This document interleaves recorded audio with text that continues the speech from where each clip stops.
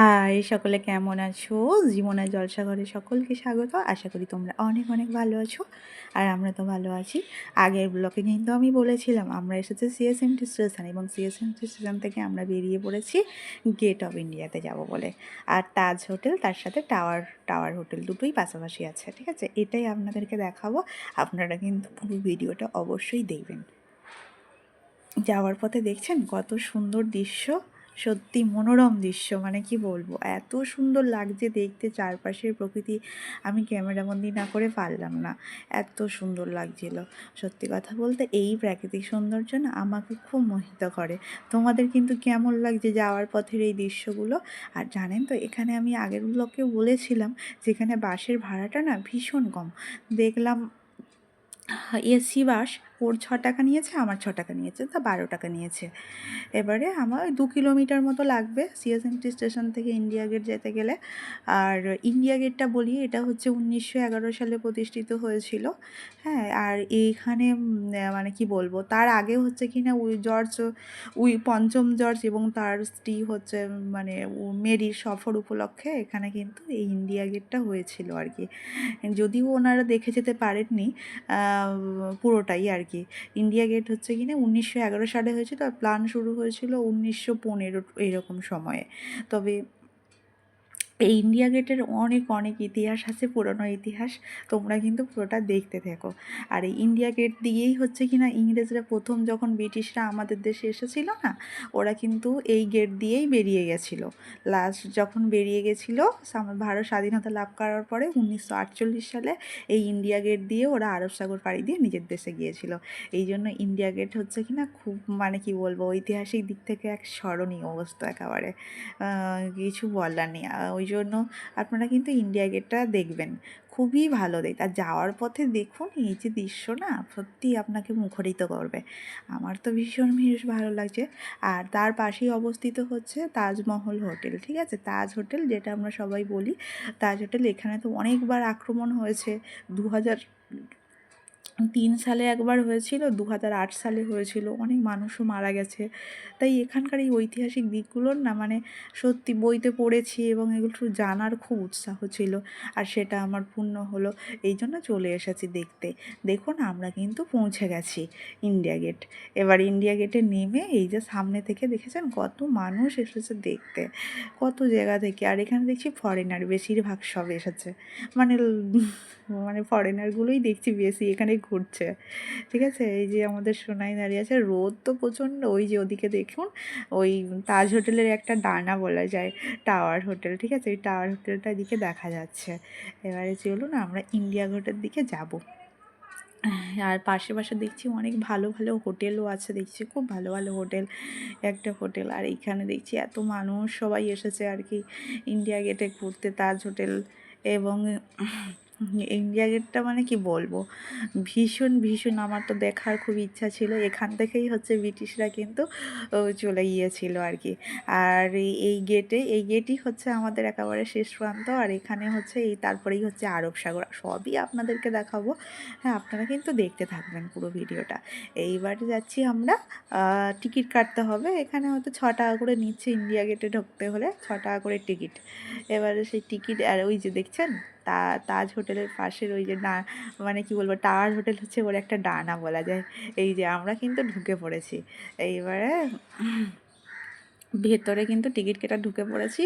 এই যে দেখুন চারিপাশে সেই সাগরের জল এদিকে ঢুকেছে, বেশ কিন্তু সুন্দর। ওই যে দেখুন ওইটা টাওয়ার, আর ওই যে তাজ হোটেল। এই হোটেলে যে কতবার আক্রমণ হয়েছে, পাকিস্তানিরা আক্রমণ করেছিল 2008 সালে। তার আগে ট্যাক্সিতে বোমা রেখে একবার মানে দুর্ঘটনা ঘটেছিল এখানে, মানে 174 জন একবার মৃত্যু হয়েছিল। আর এই যে তাজ হোটেলটা দেখছেন, এই হচ্ছে 560টা মনে হয় এর ঘর আছে এটাতে। হ্যাঁ, আর কি বলবো, অনেক কিছু বিলাসবহুল জিনিস আছে অ্যাকচুয়ালি। তাজ হোটেলের অনেক ইতিহাস আছে। জামশেদজি টাটার হচ্ছে কিনা মানে উনি হচ্ছে ওয়াটসন নামক এক মানে হোটেলে ঢুকতে চেয়েছিলেন, কিন্তু সেখানে শুধু সাদা চামড়ার মানুষদের জন্য, তো সেই হোটেল নাকি খোলা ছিল। তাই জামশেদজি টাটা বলেছিলেন যে আমি একটা হোটেল করব, সেই ইটসা করতে, কিন্তু তখন হয়তো মানে ওনার সেরকম ক্ষমতা ছিল না, কিন্তু তখন থেকে ওনার এই হোটেলের পরিকল্পনা যতটুকুনি জানি আর কি। এবারে এইটা তো জানি, এদিকে হচ্ছে দেখছি স্বামী বিবেকানন্দ, স্বামীজি দাঁড়িয়ে আছেন। বেশ কিন্তু চারিদিকটা বেশ সুন্দর লাগছে, আর এত লোক এসেছে দেখতে। এই যে দেখুন, আমি তো ছত্রপতি শিবাজী মহারাজকে দেখবো বলে এদিকে আছি, আর দেখছি ওই যে কালো ঘোড়ার উপর ছত্রপতি শিবাজী মহারাজের স্ট্যাচুটা দাঁড় করানো আছে, ওইটার দিকে তাকিয়ে আছি। দেখছি প্রচুর মানে নানা দেশ থেকে নানা ধরনের লোক এসেছে আর কি। দেখুন এনারা তো এসে দাঁড়িয়েই আছে, ফটো তুলছে। বেশ কিন্তু সুন্দর লাগছিল চারপাশটা। আমি তো মানে শিবাজী মহারাজকে দেখবো বলে এদিকে দেখছি শিবাজী মহারাজের এখানে চলে এসেছি, এই যে কালো ঘোড়ার ওপর।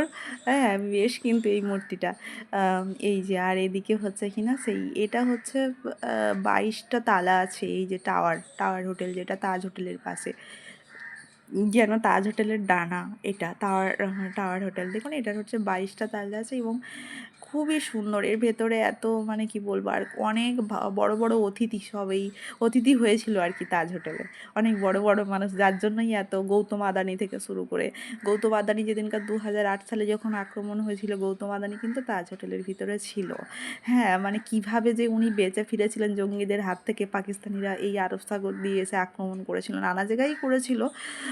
তা গৌতম আদানি নিজের মুখেই সেটা ব্যক্ত করেছিল আর কি।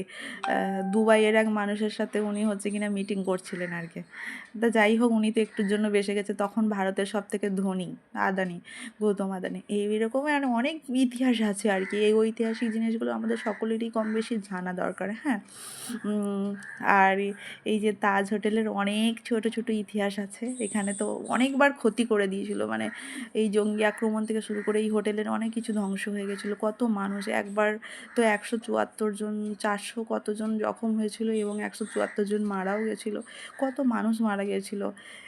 এই সব হিস্ট্রিগুলো এখানে আছে জানেন তো। এই যে ইন্ডিয়া গেট, এই গেট দিয়ে প্রথম ব্রিটিশরা চলে গিয়েছিল 1948 সালে। 47 সালে তো আমাদের ভারত স্বাধীন হয়েছিল, আর 1948-এ ওরা এই গেট দিয়ে লাস্ট বেরিয়ে গিয়েছিলো, দিয়ে আরব সাগর দিয়ে নিজের দেশে পাড়ি দিয়েছিল।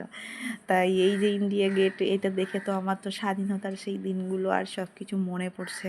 ভাবি হ্যাঁ, সেই দিনগুলো, আর সত্যি যখন এগুলো আক্রমণ হয়েছিল, শিবাজী মহারাজের যে এগুলো ওপরেও আক্রমণ হয়েছিল, তখন যে কেমন পরিস্থিতি ছিল সেটাই ভাবার বিষয়। আর দেখছেন এই যে দোতলা বাস, আমি তো আগে দেখিনি, দোতলা বাসেই দেখলাম। আর আমি তো শুধু কারুকার্যগুলোকে দেখছি, সেই তাজ হোটেলের মানে কারুকার্যগুলোকে দেখছি। এর ভিতরে এত আরামদায়ক আর এত পরিবেশ, মানে আমরা তো ঢুকিনি, শুনেছি আর কি যতটা, বাইরে থেকে দেখছি আর কি। এতে যে কত ঐতিহাসিক মানুষরা এসে এখানে ছিল, এখান মানে কি বলবো, অতিথি হয়েছিল এই হোটেলের। আর সেই জন্যই তো পাকিস্তানিরা আক্রমণ এই সমস্ত এই হোটেলের উপরে এতবার হয়েছে বাবা, মানে কি বলবো। তার মধ্যে দিয়েও আবার ভালো করে, আর দেখছেন পায়রাগুলো এখানে কেমন কি করছে, আর খুব কিন্তু সুন্দর লাগছে। এত মানুষ এখানে ঘুরছে, পায়রাগুলো কিন্তু একটুও ভয় পাচ্ছে না। সবাই দেখছি ছোলা কিনে ওদেরকে দিচ্ছে খেতে, আর ওরাও খাচ্ছে। আর ওখানে দেখুন ওদের কোনো ভয়ই নেই, যার মানুষ আছে তা কী হচ্ছে, ওরা ওদের মতো তো ওখানে ছোলা খাচ্ছে শুধু। সবাই দেখছি ছোলা কিনে ওদেরকে দিচ্ছে, আর ওরা দেখছি খাচ্ছে পায়রাগুলোকে, কিন্তু খুব সুন্দর লাগছিলো দেখতে। এবারে আমার তো খুব ভালো লাগছিলো। আর তো খুব রোদ ছিল, সত্যি কথা যেটা, আমি সেই জন্য ভিডিওটা ভালোভাবে করতে পারিনি বন্ধুরা। যেহেতু প্রচণ্ড রোদ, তার উপরে যতটুখানি পড়েছি। কিন্তু টাওয়ার হোটেলটাতে কিন্তু আমার বেশ ভালো লেগেছে, দুটো কিন্তু একসাথেই সংযোগ করা। আর এ পাশে হচ্ছে আরব সাগর, এই দেখুন ছোট ছোট নৌকা। এই আরব সাগর দিয়ে আমরা পরের একটা ভিডিওতে আপনাদেরকে দেখাবো, আরব সাগর দিয়ে পাড়ি দিয়ে আমরা গিয়েছিলাম এই সমুদ্রের মাঝখানে, যেখানে একটা দ্বীপ আছে, এক রাজা ছিল, সেই রাজার মানে অনেক মানে কি বলবো দেবদেবীর মূর্তি ছিল, সেটাকে বলা যায় এলিফ্যান্টটা, এবং সেটা আমি পরের ব্লগে আপনাদেরকে দেখাবো। এখন আমরা ইন্ডিয়া গেটটা দর্শন করুন। ইন্ডিয়া গেট সত্যি সত্যি ঐতিহাসিক হিসাবে একটা মানে মুম্বাইয়ে যদি আপনি আসেন, আপনি যদি ইন্ডিয়া গেট না দেখেন তাহলে আপনার কী বলবো কোনো বেড়ানো আপনার সার্থকতা লাভ করবে না আমি বলবো। আর দেখছেন পায়রাগুলো কেমনভাবে বসে আছে, একবার করে নিচে নামছে, ছলাগুলো গুঁড়িয়ে খাচ্ছে, খেয়ে আবার উপরে উঠে যাচ্ছে। কত জায়গা থেকে কত মানুষ এসেছে দেখছেন, সবাই শুধু ক্যামেরা করতে ব্যস্ত। মানে কি বলবো, সত্যি খুব দর্শনীয় স্থান যেটা আমি বলবো মুম্বাইয়ের, মানে কেউ যদি মুম্বাই বেড়াতে আসে সে যদি না এই ইন্ডিয়া গেট না দেখে তাহলে বলবো তার বেড়ানোর সার্থকতা পূর্ণ হবে না। সেটাই বলবো আর কি। দেখুন সবাই কত সুন্দর করে এগুলো দেখছে। আর এদিকে জেঠি আছে 5টা, এখানে সবাই দেখছি এই যে নৌকাগুলোকে দেখছে। হ্যাঁ, নৌকাগুলোতে চড়ে সবাই ওপারে মানে এলিফ্যান্টটাতে সবাই যাচ্ছে, মানে এই সমুদ্রে আরব সাগরের পুরো মাঝখানে আছে ওই দ্বীপটা। এবার ওই দ্বীপটায় যেতে কম করে 1 ঘন্টা কি 1.5 ঘন্টা লাগছে। সেটা আমি পরের ব্লগে দেখাবো। এবং হচ্ছে ইন্ডিয়া গেট আর এই যে তাজ হোটেল, এটা যে রাত্রের যে দৃশ্যটা এত সুন্দর লাগছে দেখতে, সেই দৃশ্যটাও কিন্তু আমি আপনাদের সামনে তুলে ধরবো।